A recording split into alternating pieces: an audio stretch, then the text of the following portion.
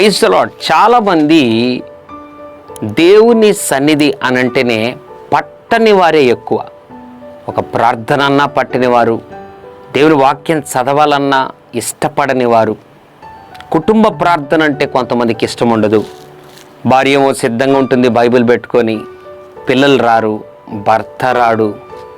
కొన్ని కుటుంబాల్లో భర్త సిద్ధంగా ఉంటే భార్య రాదు, పిల్లలు రారు. కొన్ని కుటుంబాల్లో విచిత్రం, పిల్లలు బాగుండి కుటుంబ ప్రార్థనకు సిద్ధపడితే తల్లిదండ్రులు రారు. ఎవరికి వారు పట్టుకున్నటువంటి పనులలో నిమగ్నమై ఏదో అలా కాలక్షేపం చేస్తూ జీవితంలో దినాలను వ్యర్థం చేస్తూ సాగిపోతున్నారు. కానీ వాక్యం అంటుంది, దేవుని బిడ్డలారా, కీర్తనల గ్రంథము 98వ అధ్యాయం 6వ వచనం, యెహోవా సన్నిధిని సంతోష ధ్వని చేయుడి. కుటుంబం అంతా దేవుని సన్నిధిలో సంతోష ధ్వని చేయాలి.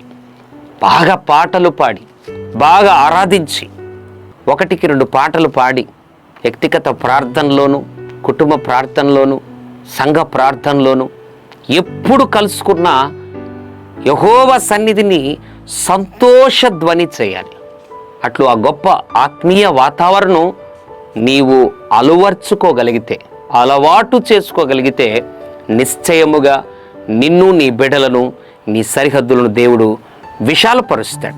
అట్లు సంతోషిద్దాం. ప్రభు సన్నిధిలో దాగి ఉన్న గొప్ప దీవెనలను అనుభవిద్దాం. పరిశుద్ధ తండ్రి, నీకు వందనాలు, స్తుతులు, స్తోత్రాలు. నీ సన్నిధిలో ఇదివరకే ఎవరైతే సరిగ్గా ఉండకుండా పారిపోయే వారిగా, ఇష్టపడని వారిగా నీ సన్నిధిలో ఉన్నారో వారిని క్షమించండి.